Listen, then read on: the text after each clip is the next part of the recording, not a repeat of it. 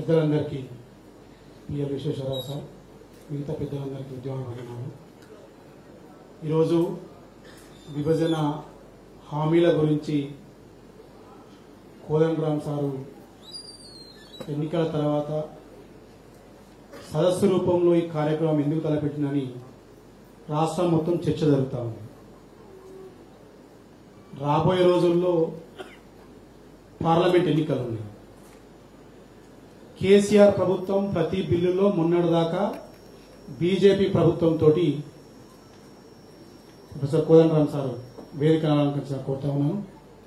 గోపాగాని శంకర్రావు గారు వేదిక మీకు రావాల్సింది కోరుతా ఉన్నాను. బీజేపీ ప్రభుత్వంతో ప్రతి బిల్లులో కేసీఆర్ ప్రభుత్వం కొనసాగి తీరా ఎన్నికల ముందు విమర్శిస్తూ బయటకు వచ్చినటువంటి పరిస్థితి. కృష్ణా జలాల గురించి ఎప్పుడు కూడా మాట్లాడినటువంటి కేసీఆర్ గారు, కోదండరామ్ సార్ గారు న్యాయమైన వాటా కోసం తేల్చాలని వారం 10 రోజులు మొత్తం పెండింగ్ ప్రాజెక్టుల చుట్టూ టోటల్ తెలంగాణ మొత్తం తిరిగినటువంటి పరిస్థితి, ఒక యాత్ర చేపట్టింది. అదేవిధంగా గోదావరి జల సాధన యాత్ర చేపట్టింది. ఇటువంటి కార్యక్రమాలు తలపెట్టింది. ఏపీలో పనిచేస్తున్న ఉద్యోగస్తులను తీసుకురావాలని చెప్పి కమల్నాథ్ కమిటీకి రిపోర్ట్ ఇచ్చింది.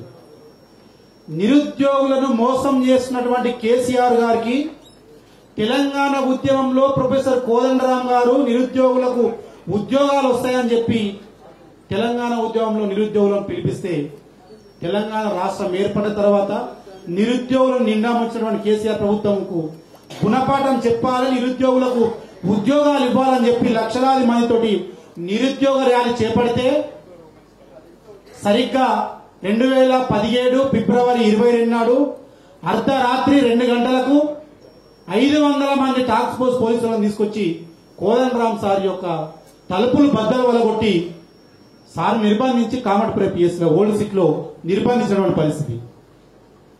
ఎవరు మాట్లాడినా వందలాది కేసులు. ఈరోజు ఇప్పుడు వచ్చినటువంటి ప్రభుత్వం అసలు ఉద్యమకారుల పైన ఏ కేసులు ఉన్నాయి రిపోర్ట్ అడుగుతా ఉంది. కానీ కేసీఆర్ ప్రభుత్వం ఎక్కడ కూడా కొన్ని కేసుల్ని మాపియేయలేదు. జైల్లో ఉన్న మేమందరం నిరుద్యోగుల విద్యార్థి నాయకుల మంద యూనివర్సిటీలన్నీ భ్రష్టు పట్టిపోయినాయి. యూనివర్సిటీలకు నిధులు కేటాయించలేడు. వీటన్నిటిని మోసం చేసినటువంటి కేసీఆర్ కు గుణపాఠం చెప్పాలనే తెలంగాణ జనసమితి పార్టీ ఆధ్వర్యంలో రకరకాల కార్యక్రమాలు చేపట్టినటువంటి పరిస్థితి.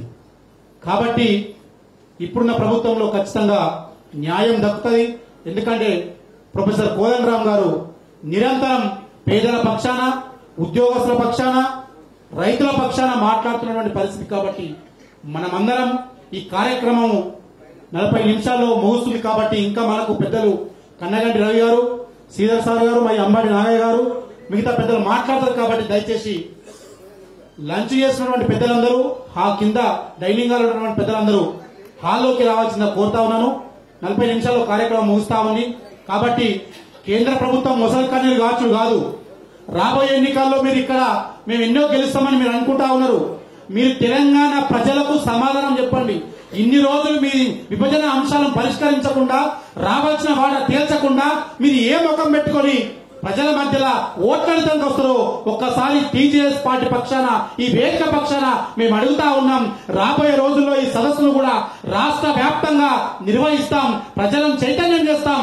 రాబోయే రోజుల్లో కేసీఆర్ ను, కేంద్ర ప్రభుత్వాన్ని, బీజేపీ మోడీ ప్రభుత్వానికి గుణపాఠం చెప్పే విధంగానే కార్యాచరణ జరగబోతుందని ఈ సందర్భంగా గుర్తు చేస్తూ ఈ అవకాశం ఇచ్చినందుకు పెద్దలందరికీ ధన్యవాదాలు తెలియజేసుకుంటూ ముగిస్తా ఉన్నాను.